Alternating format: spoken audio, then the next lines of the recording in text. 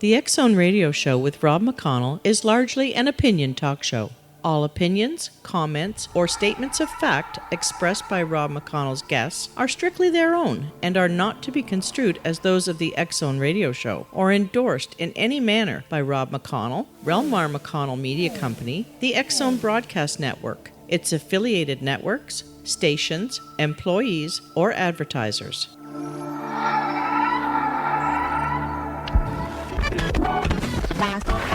All Hit Radio.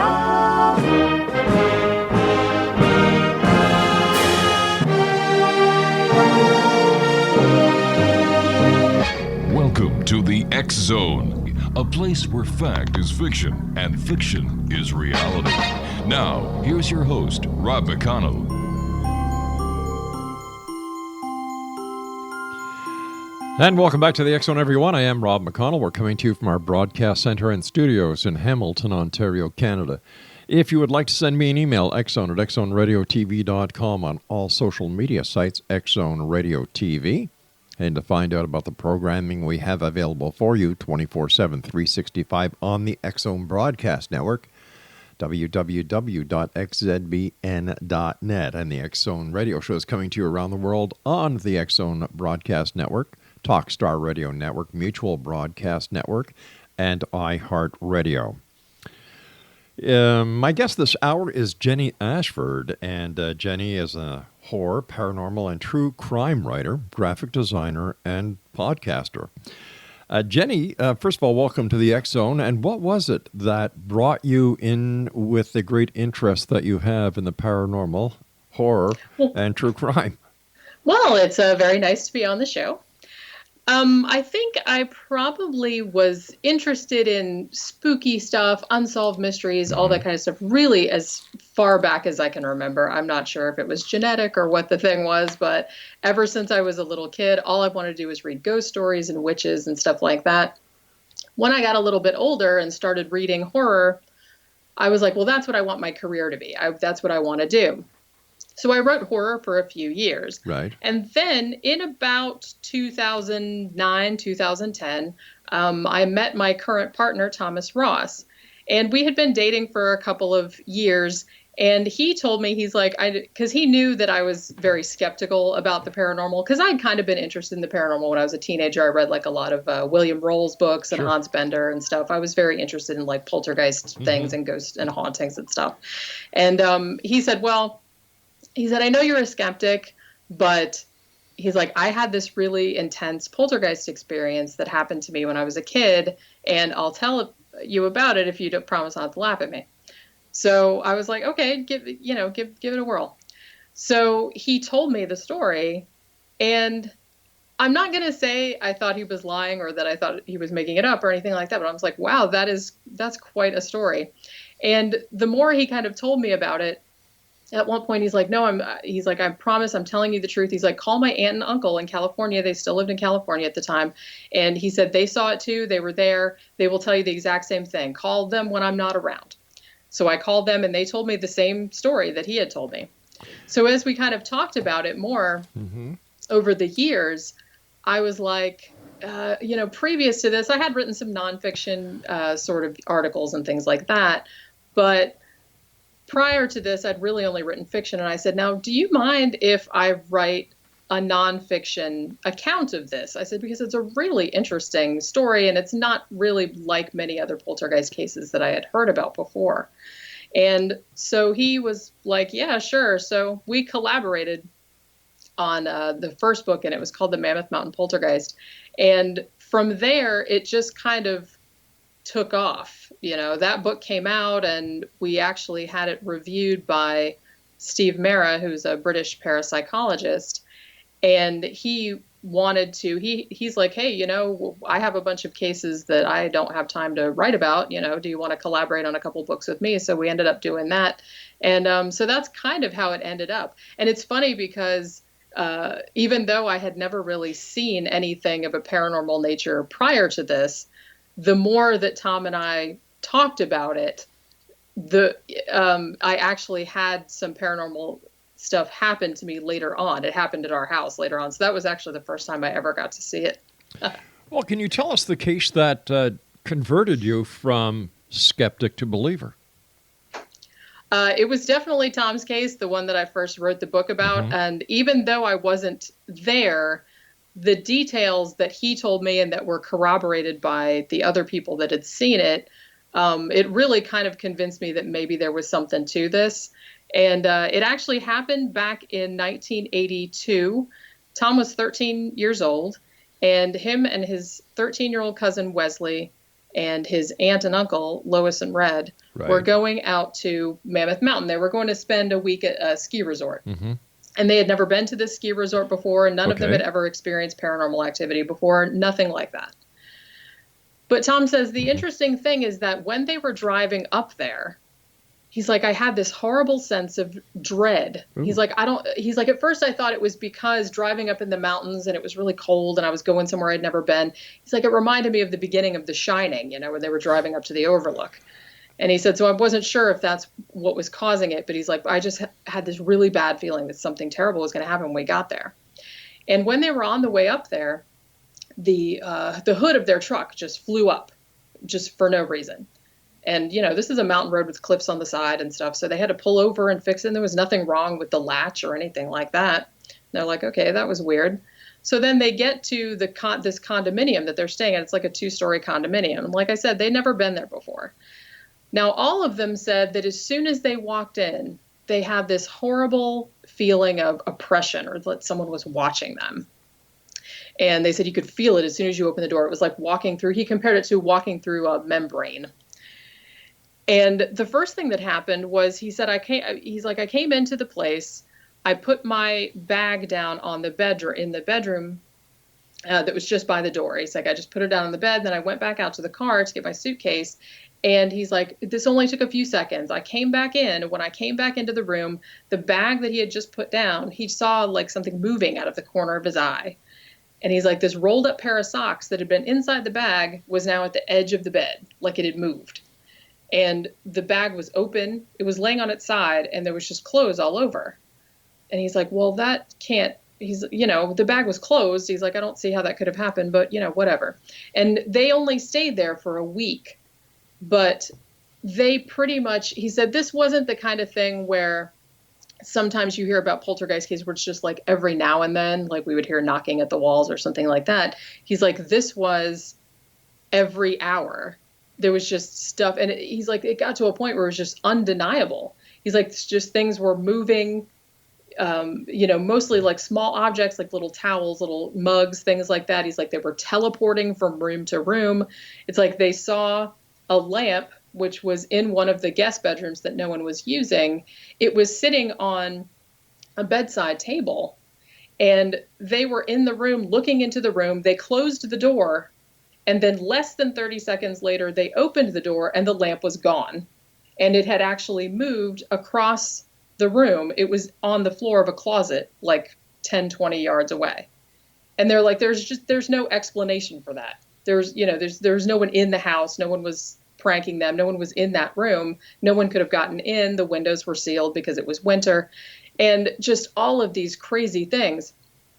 And the thing is too, that even though, they were only there for a week, it actually followed them for a little while when they left. I mean, when they were still at the condominium, they had a lot of other things happen too. Like, one night the chain lock, it had one of those little chains that go across the door frame. Right. And they heard something crashing, and they went down and they found that someone had torn the chain lock out of the wall from the inside.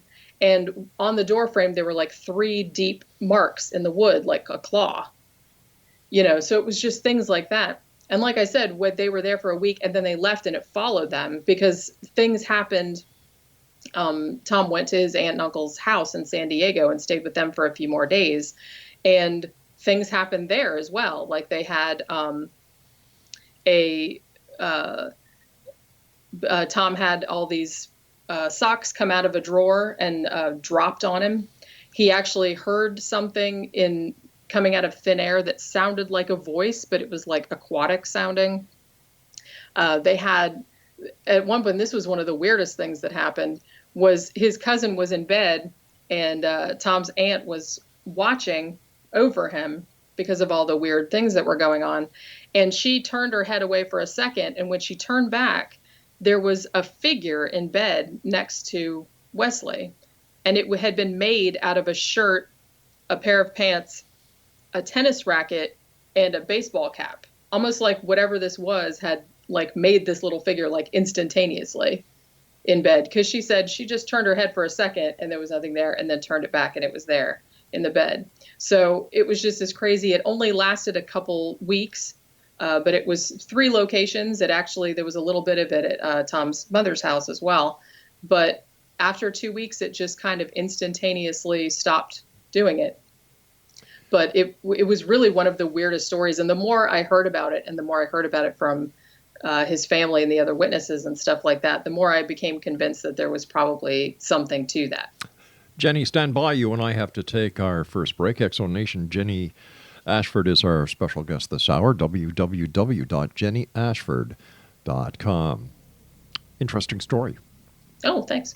We'll be back on the other side of this break as we continue here in the X-Zone from our broadcast center in Hamilton, Ontario, Canada.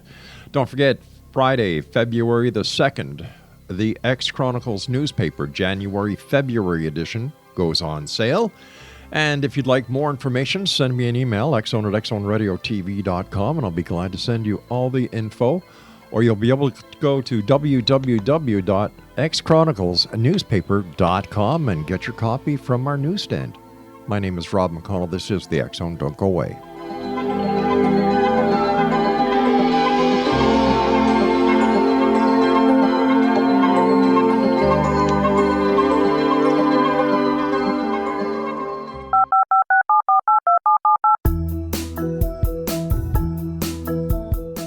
Did you know that when you're on the road with limited data or Wi-Fi, you can still listen to the X-Zone radio show with Rob McConnell, The Science of Magic with Gwilda Wiyaka, X-1, Dimension X, Space Patrol, and every minute of the X-Zone broadcast network by calling 213-401-0080, courtesy of Audio Now. No smartphone, app, or internet needed. It saves your data plan, and it's free if you have unlimited minutes. Call 213-401-0080 to listen on any phone, anytime, anywhere. Remember, 213-401-0080 for the best of the paranormal, parapsychology, and sci-fi radio programming anywhere, 24/7, 365.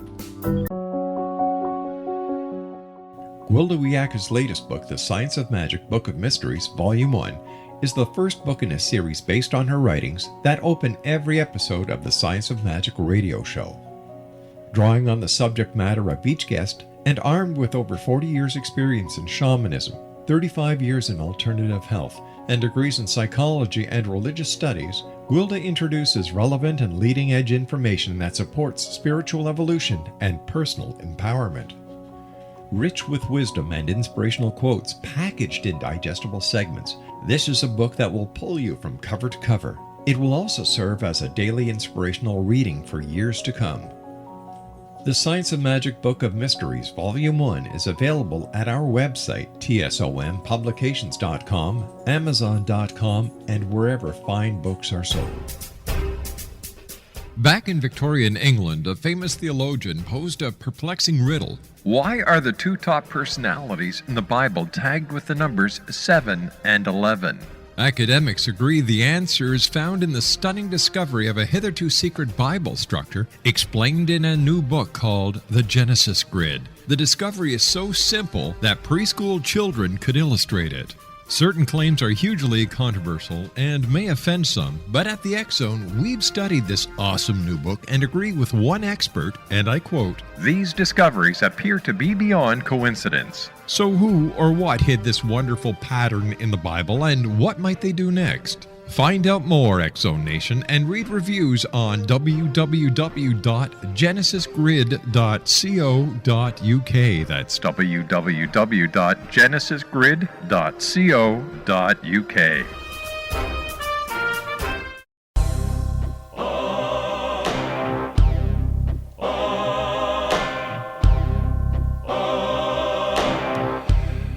XO Nation, Jenny Ashford is my special guest, www.jennyashford.com. Jenny, after having heard these experiences about this poltergeist, this entity, this whatever it is, from so many people, did you do any investigating into its probable or possible cause? I did, and I actually I asked a lot of people about it, parapsychologists, people that had experienced it, stuff like that, when I was writing my book, The Unseen Hand, which is actually kind of a compilation of poltergeist cases that I wrote last year.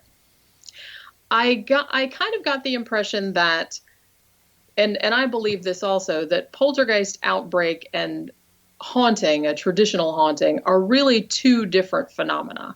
And as far as it goes, I still consider myself a skeptic as far as hauntings go, or ghost stories as in, the survival of someone's personality after death. Right. I'm not discounting the possibility that there might be kind of a residual type haunting, like, something like a tape playing back or something like that.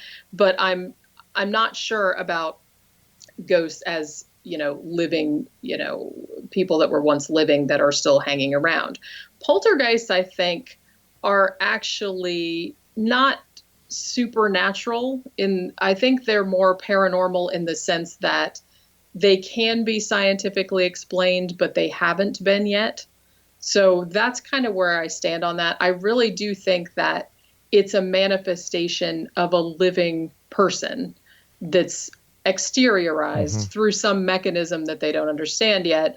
Because it seems like when I was researching all the cases for my book, The Unseen Hand, in at least 90% of the cases, if not more, there was some individual, usually a teenager, not always, but almost always, who was undergoing some kind of emotional trauma. Right. That couldn't be expressed in a normal way or in a healthy way. And so it seemed like it would almost come out as, I've used the phrase before, a psychic temper tantrum, where, they were kind of trying to repress all these emotions, but it was always kind of leaking out in a paranormal type of fashion. A psychological escape valve manifestation. Yeah, that's exactly what I think it is. And so that's why I think it's kind of two different things. And I know that there have been some cases, and even some cases that I talked about in some of my books, that have aspects of both things, but I don't know. Sometimes I think maybe it's because a poltergeist or the focus individual that causes the poltergeist, it's almost kind of like they have an expectation, and that I think that can feed into what types of manifestations can occur. I think maybe if they're expecting it to act like a demon, it will act like a demon, or if they're expecting it to act like a ghost, it will act like a ghost.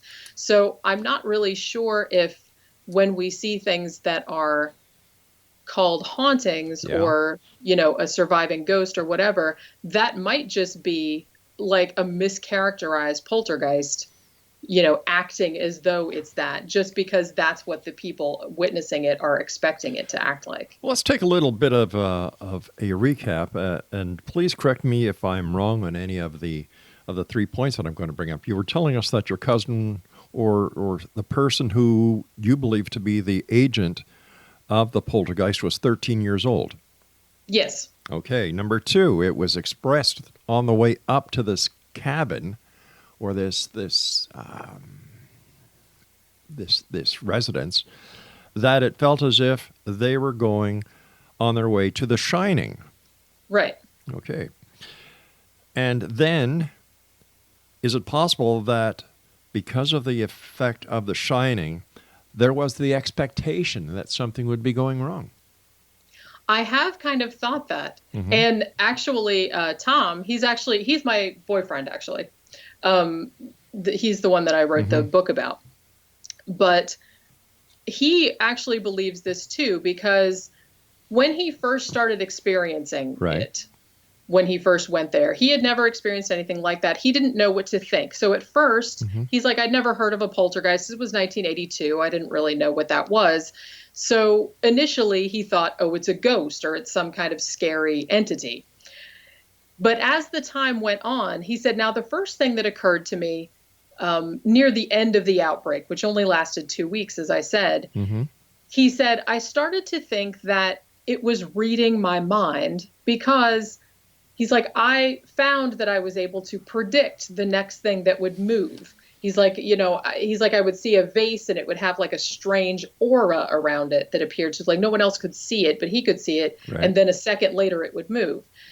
So, but then as the time went on, he said, no, wait a minute. What if it's not reading my mind? What if I'm doing it? Right. Like unconsciously. Telekinesis. Yeah, exactly. Right. And as soon as he had that revelation, it stopped. Yep.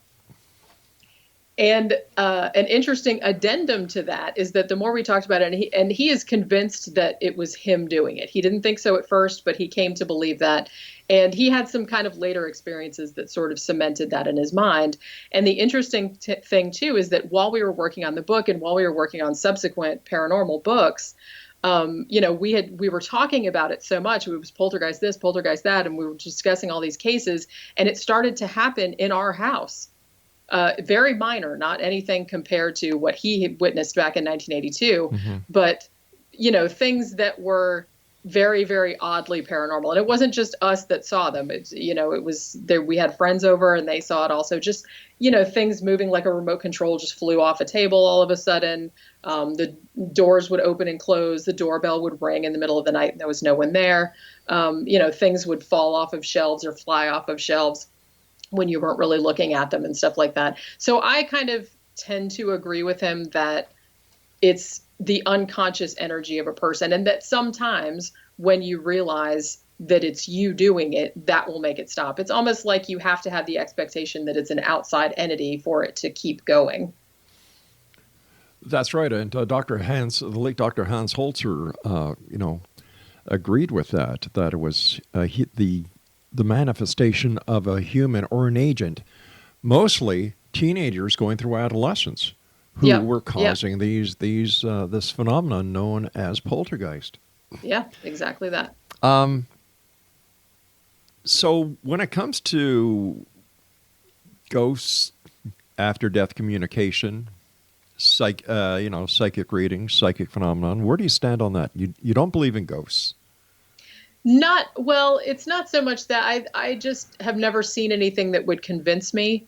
As I said, I've seen some things in the course of my research about poltergeist that kind of give me an idea that maybe it could be possible. I'm thinking in particular of a case that Steve Mera investigated that I collaborated with him on a book about it. And it was actually the Keith Linder case from 2014 to 2016 that happened in Seattle, Washington. And the interesting thing about that case was that there was a lot of poltergeist type phenomena. There were a lot of fires and things of that nature, things moving around. But there were also over 400 EVPs, and they seemed to be, and they were very clear. He played me several of them.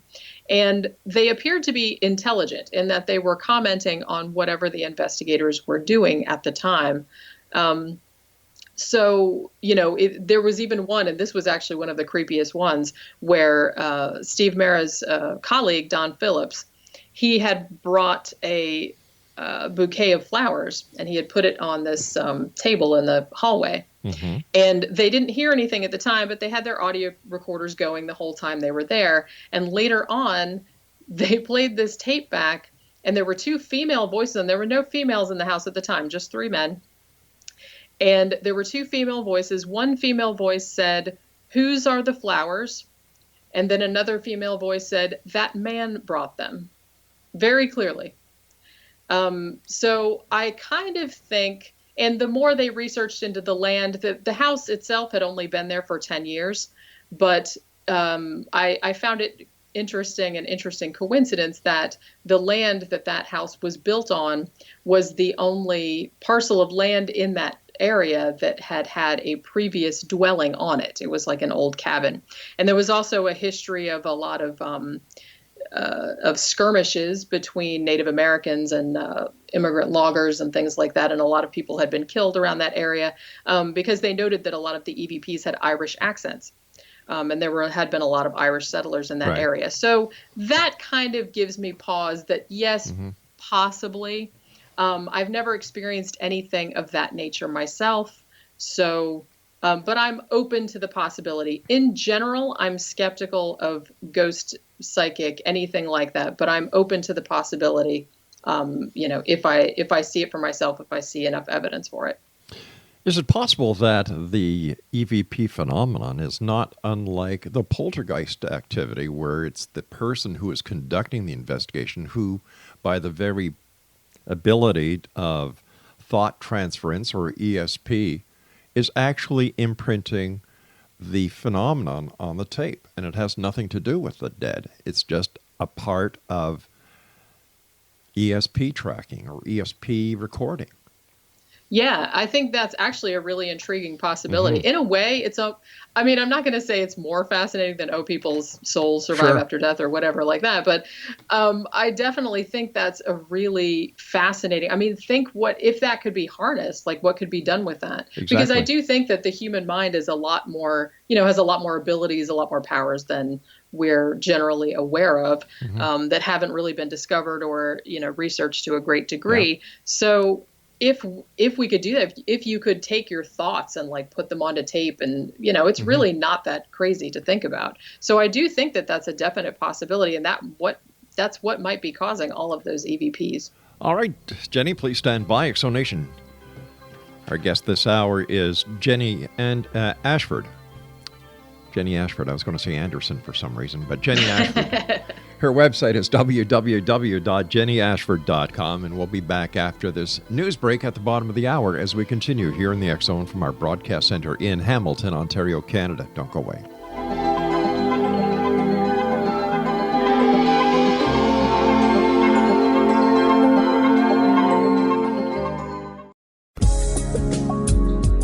From our broadcast studios in Hamilton, Ontario, Canada, to the world and beyond. You're watching the X Zone Broadcast Network, www.xzbn.net.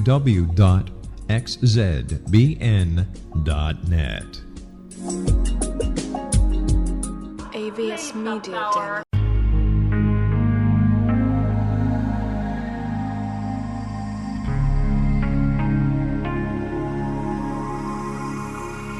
The scientist and the mystic have been on an age-old, relentless search with one thing in common. They seek truth. Their paths converge in the 40,000-year-old practice of shamanism, an ancient science delving to the quantum level of life, facilitating healing, manifestation, and evolution. I'm Gwilda Wiyaka, the founder and director of Path Home Shamanic Arts School, a unique Colorado State certified occupational school training shamanic practitioners and teachers. We also provide classes for empowering personal lives through shamanism. Our certification classes are in week-long segments enabling international participation, and online classes and long-distance shamanic healing sessions are available. Come discover the science of magic in the limitless world of shamanism. www.findyourpathhome.com.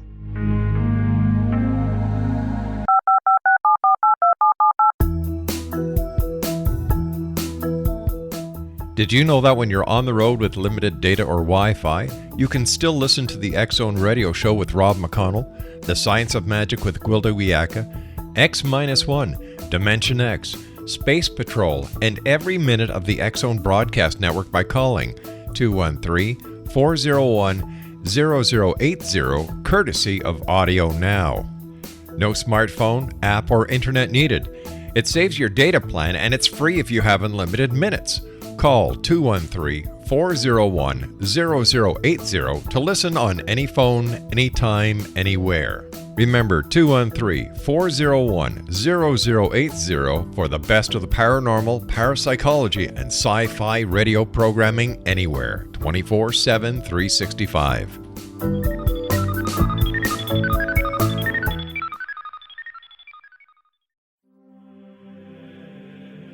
Rob McConnell here, presenting an overview for Nicholas Paul Jennings, author of a fascinating book, Amen. It presents facts revealed by Egyptologists, facts that enable us to understand why Amen is the beginning of creation of God.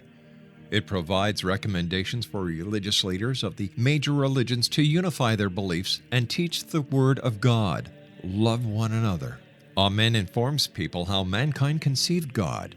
It was the Egyptians that developed the concepts of a soul, a hereafter, and Son of God. And finally, after the worship of many gods, they conceived the belief in one universal God, the maker of all there is. For more information, visit www.futureofgodamen.com. That's www.futureofgodamen.com.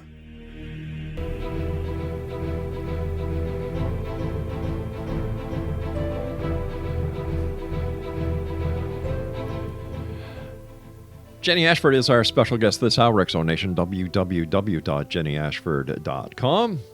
She is a horror author, paranormal author, and true crime writer.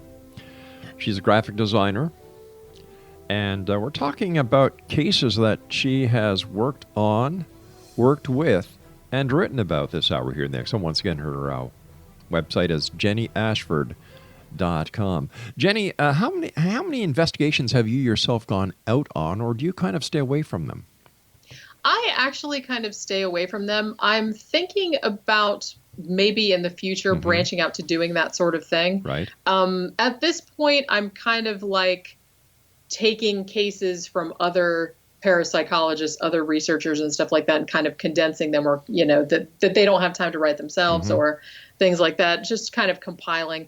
But I actually would like to get started on doing that at some point in the future, because that is something that really interests me. And even though I have seen some minor poltergeist activity in my own home, I'm always intrigued to see more. And so I'm very open to that possibility in the future. Jenny, why do you think there's still such an interest in the paranormal in the year 2018?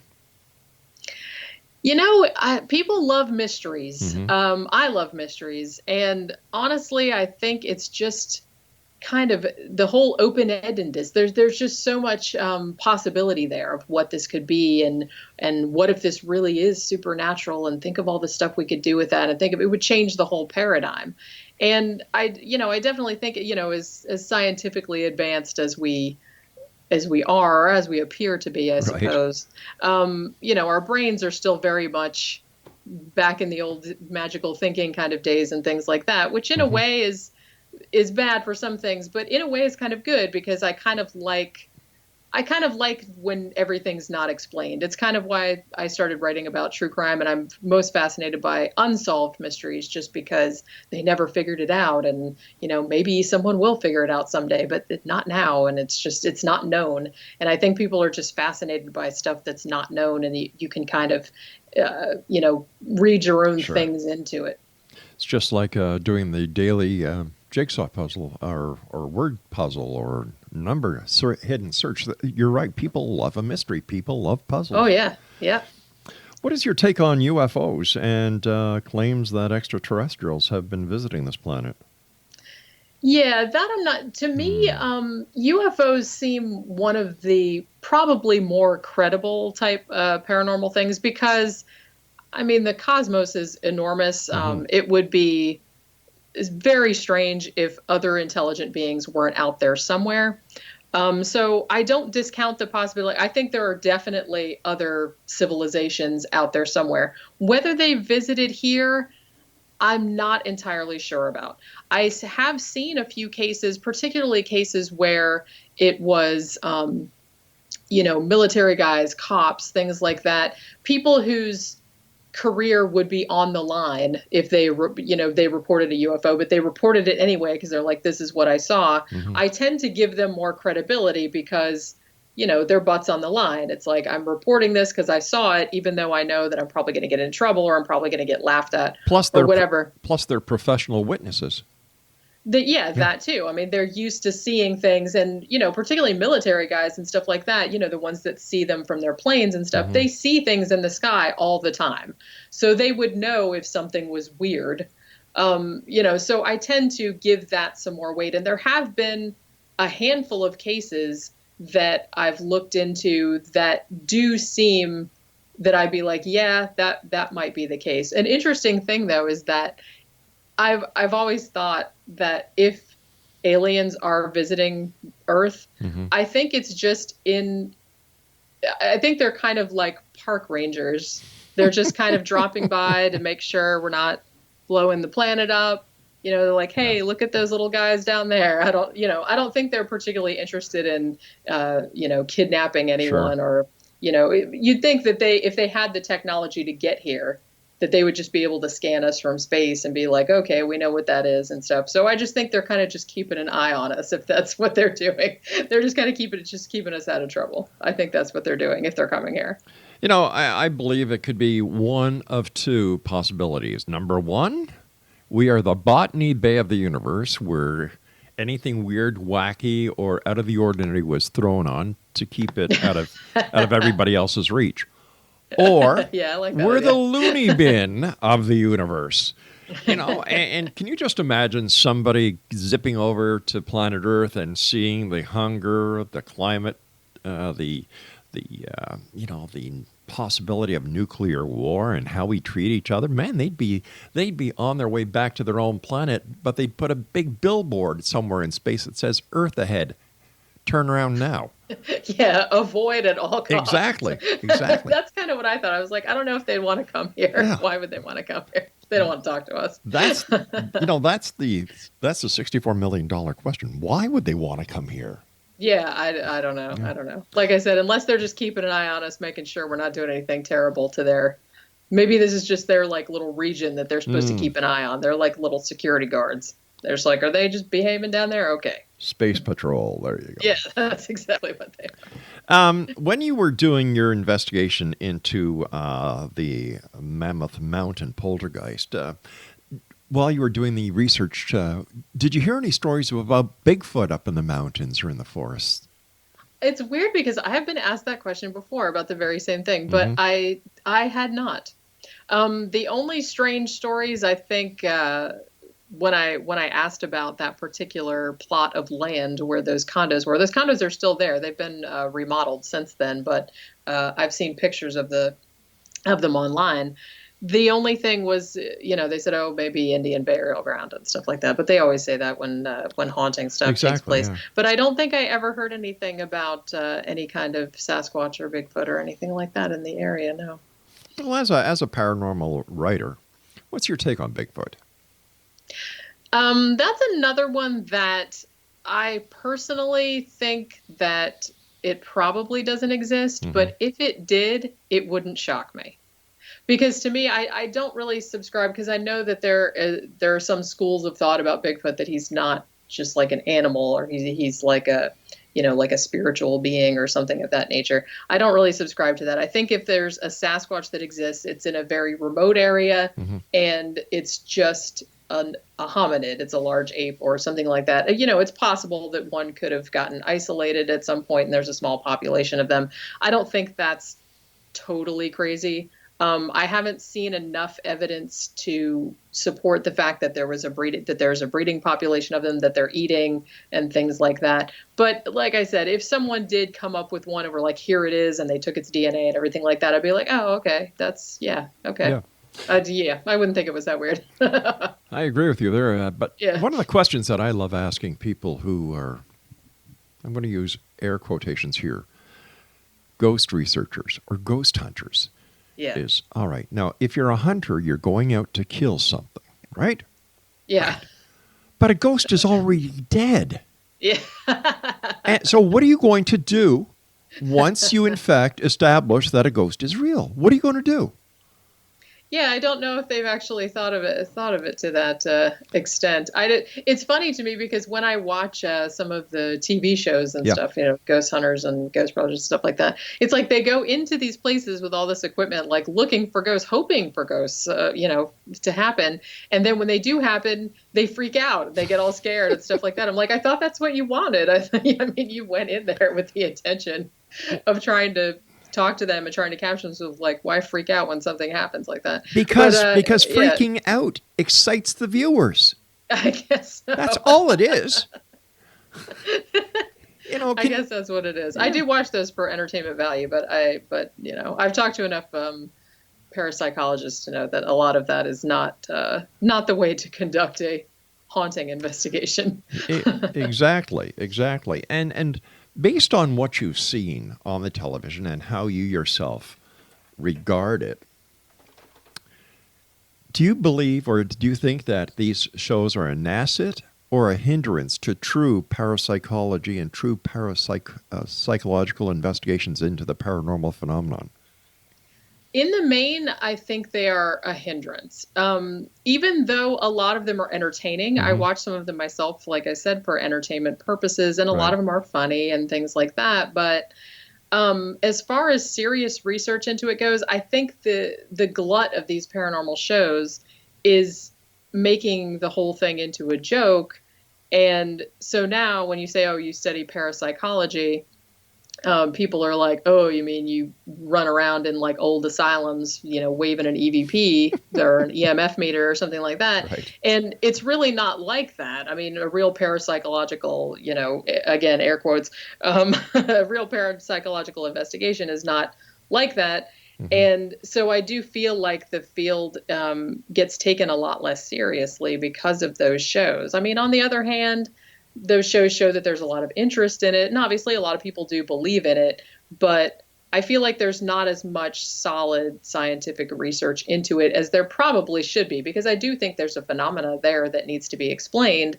But if it's just going to get junked up with all these silly shows, guys run around in the dark, or, guys like big rednecks run around looking for Bigfoot or whatever. I think it's just going to become a laughingstock, and you're not going to get people to want to study that with any seriousness. Well, my dear, you and I have to take our final break. When we come back, more of the paranormal, more about the strange, the weird, the bizarre. More of the X Zone with my special guest this hour, Jenny Ashford. Her website, www.jennyashford.com. And I will be back on the other side of this break. Don't forget, X Zone Nation, the X Chronicles newspaper, now in its 28th year, comes out this coming Friday, February the 2nd at www.xchroniclesnewspaper.com.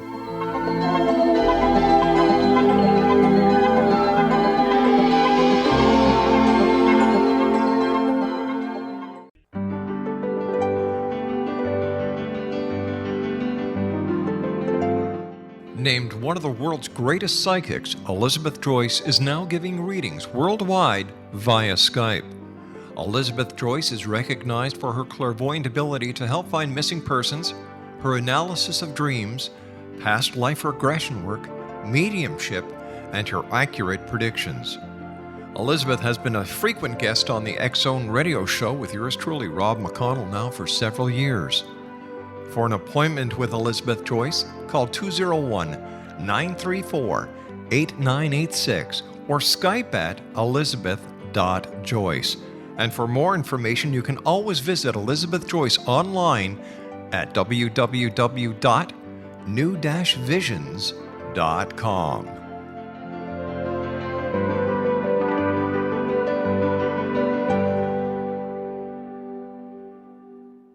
The new nonfiction book, Razor of Madness, is similar to cult movies like Clockwork Orange, Dragon's Tattoo, or The Other Side of Hell. Wayne Morin Jr. and Thomas Lee Howe will expose widespread and systematic deficiencies in this thought-provoking tell-all novel. Mind control rages among scholars in law schools. Human rights are ignored while thought reform and mental manipulation are accepted practices used as behavior modification. Dr. Louis Jolyon West comes to mind. Media and public scrutiny shows that United States mental hospitals are in fact destructive murder industries. Razor of Madness expose novel details this epidemic through an in-depth professional and personal investigation. For decades, there has been a revolving door policy that still releases killers and pedophiles back into society. The maestro of mind control continues to haunt America to this very day. Razor of Madness is available in paperback or as a downloadable ebook at Amazon.com. I'm William S. Peckham. If you enjoy a good mystery with a touch of the paranormal, then you'll love my novel, From Out of the Woodwork. It's the story of a young Toronto contractor, Sean Kennedy, who buys derelict homes, guts them, and turns them into multifamily dwellings. Slums just waiting to happen. When Sean buys 29 Livery Lane, the house fights back. Former owners unexpectedly come out of the woodwork as he starts the destruction. The apparitions come to him when he touches old books, reads hidden letters, rummages through old boxes. finds a locket or reads a discovered manuscript of a murder mystery. From Out of the Woodwork will take you from 1899 to the horror of the World Trade Center, September 11, 2001.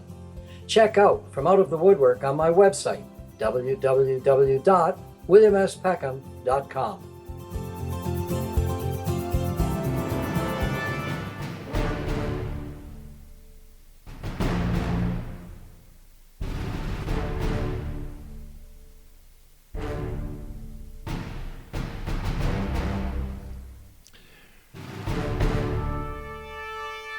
Jenny Ashford is my guest this hour. Explanation, www.jennyashford.com. Tell us about some of the true crime that you've written about.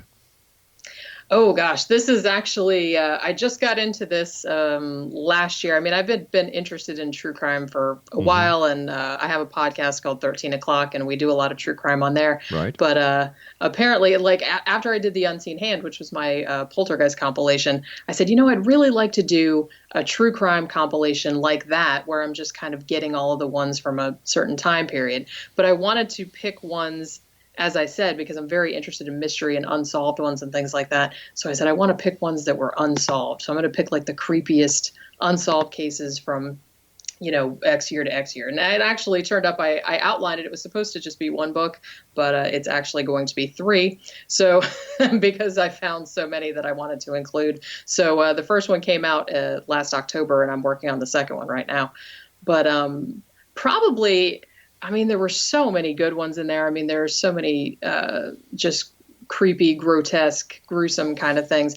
But one of the ones that really got me, and I had actually never heard about this case prior to starting to research this book, but apparently it's a pretty popular case on Reddit or something, like on their Unsolved Mysteries thread or whatever. But this was actually, it's usually called The Horror in Room 1046. And it happened in 1935. And it happened in Kansas City, Missouri. And apparently there's this hotel, it's called the Hotel President. And this guy walks in, just totally normal looking guy. And he checks in under the name Roland Owen. And he doesn't have any luggage. He's not carrying any bags or nothing like that. They take him up to, he specifically asked, he said, well, I want a room that doesn't face the street. So they were like, okay. So they take him up to a room, and he goes in the room, and all he has on him is like a comb and a toothbrush and a tube of toothpaste. And that's it. No change of clothes, no nothing.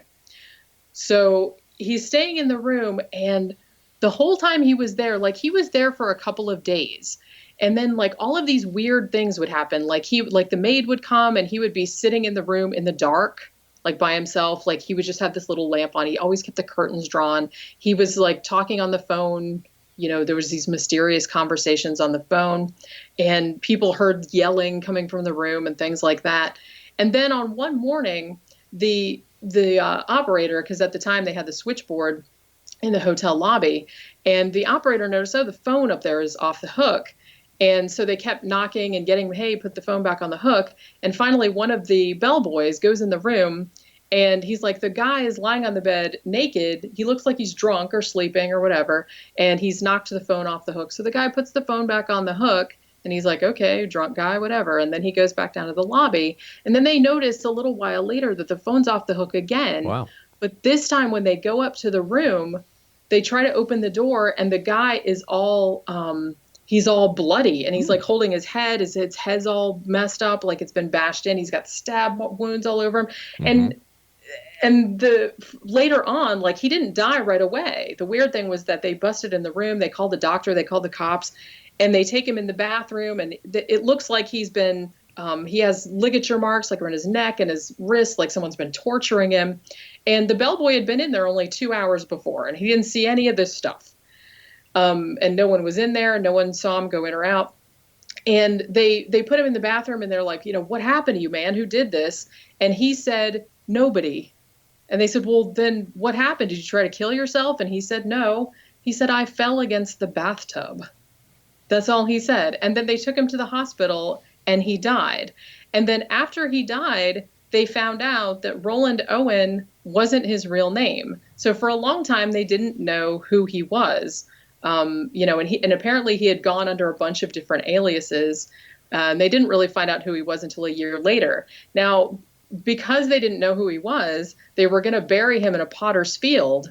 But then the funeral home gets an anonymous call and says, I'm going to send you money to pay for his funeral. And they got money to pay for the funeral. And then a florist got another anonymous call. And they said, I'm going to send you money for a bouquet of 13 roses. And I want the card to say, love forever, Louise. No one ever figured out who Louise was. Nobody ever figured out who this guy was talking to on the phone. Nobody saw anybody go up in the room, like during the time, because he was fine. He was sleeping drunk on the bed. There was no blood, nothing like that. And then 2 hours later, he was all cut up and all banged up and he died. And it was just the weirdest kind of thing. And like a year later, they actually found out who he was because there had been a write-up about him, like in this magazine, in a national magazine, and there had been a sketch of his face. And a friend of his mother's actually happened to see the sketch and sent it to her and was like, is this your son? And she's like, oh my God, it is. And the weird thing about that, his name actually ended up being Artemis Ogletree, and he was from Alabama, I think. And he was only 17 or 18 years old, but his mother had not heard from him since the previous year. But the creepy thing about that was that she had received 3 letters, like typed letters, that were supposedly from him, even though she thought it was suspicious at the time because she's like, I don't think he can type, and it doesn't sound like him. So she was already kind of thinking, where did he go? What happened to him and stuff like that. But the letters that she got them after he was dead. So nobody knows who this guy was, who killed him, who all these people were who sent money to have him buried and the flowers and everything like that, who sent the letters to his mom. It was just the weirdest case. And there's like all these other creepy details about it. And for some reason, it really fascinated me because I'm like, they need to make a movie about this. Exactly. I wish they would solve it in a way, but then in a way, I wish they don't, because I mean, it's terrible that this guy got murdered and everything like that, but it's so intriguing. There's just so many weird possibilities about it. But it's just, that was really one of the standout cases that I wrote about in the book. Now that is a true mystery. Yeah, it was very mysterious, that's for sure. If there are people listening tonight around the world who are considering to become an author, what advice could you share with them? Actually, one of the things that I always say is that, one, just do it, just write every day. One thing that I had to get over, and this was one of my main things, was that I'm kind of a perfectionist. So I would write and then I'd be like, well, that's not perfect. So I would just throw it away until it occurred to me that I was like, well, I can just write it and then later I can go back and edit it. And I know it seems very simple, but that took me a long time to realize. Also, especially nowadays, I would actually not recommend going the traditional route of, getting an agent, submitting to publishers, things like that. It does work for some people. I have had novels published by small presses and things like that. But in general, I'm kind of like, I'm a very go it on your own type of person. Mm-hmm. I'm also a graphic designer, so I like to do my own covers. I like to do my own layouts. And, the way that we have Amazon now, the way that we have ACX, which does audiobooks, because I also do my own audiobooks. I read them and everything. So it's so easy now to do everything yourself that I would almost recommend that young writers do that rather than trying to go the traditional route. Although you still can, but I feel like it takes longer and you will probably get more return if you put in the work and do all the stuff yourself, or at least as much of it as you can do yourself. So what's next for you, Jennifer? At the moment, I am working on the second volume of my true crime book, which is called The Faceless Villain. And this one will cover unsolved murders from 1960 to 1980. So we have some serial killers in there, the Zodiac, Jack the Stripper, some other kind of big ticket cases in there. So I'm in the middle of working on that right now. And I'm also always working on my weekly podcast, which is called 13 O'Clock. We do a show that comes out every Tuesday, and we also do movie reviews that come out every Friday. So that's a lot of work there. So I've been putting that. We have like an audio podcast, and we have a YouTube show also. So always working on that. And where can people find your podcast?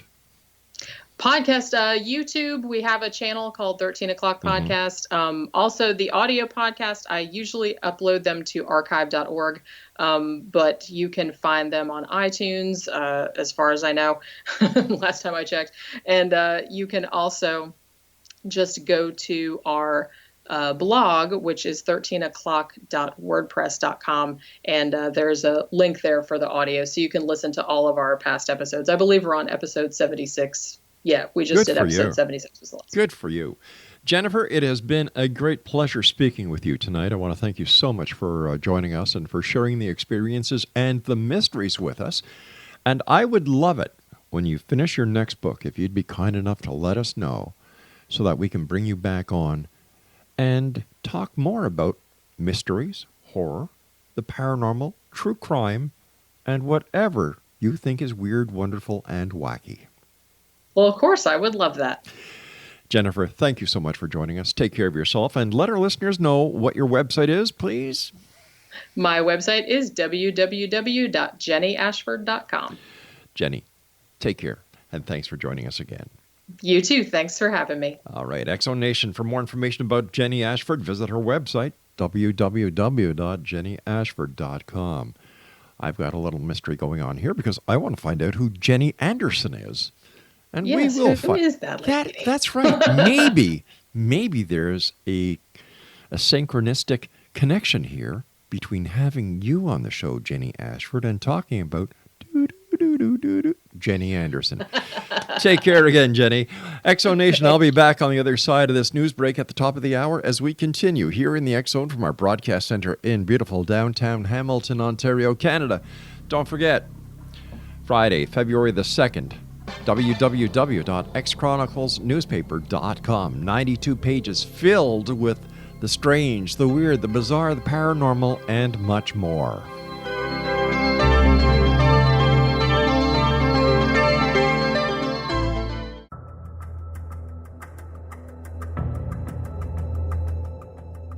Modern Esoteric, Beyond Our Senses by Brad Olson, consummates the lifeology story about where humanity originates.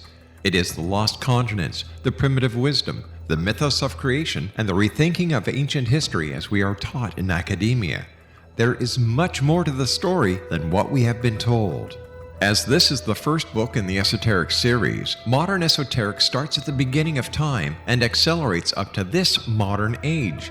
Future Esoteric is book 2 in the series and takes a forward-looking position ahead of today with an open and honest examination of the ET issue and various unexplained phenomena.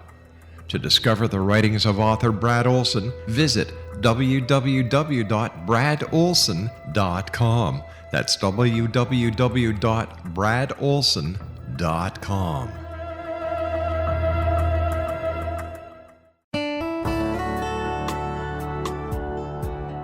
Are you or is someone you know struggling with addictions, depression, anxiety, relationships, low self-esteem, lack of confidence, grief, success, and prosperity? Do you know that your subconscious belief plays a big role in the outcome of your hard work? We can help you permanently change the beliefs that may be the reason for your struggles and failures. We care about getting you the return on your investment and the results you are looking for. We can help you be free of the limitations of your past and in realizing your highest potential. We work with people by phone and Skype. For more information, visit us at www.ritasoman.com. That's www.ritasoman.com.